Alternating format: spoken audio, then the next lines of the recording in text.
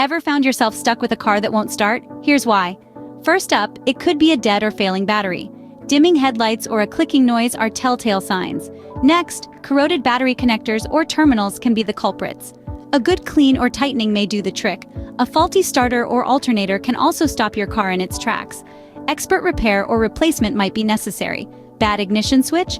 Warning lights turning off when the key is in the on position could be a hint. A clogged fuel filter cutting off the oil supply to the engine is another common issue. Regular checks are a must.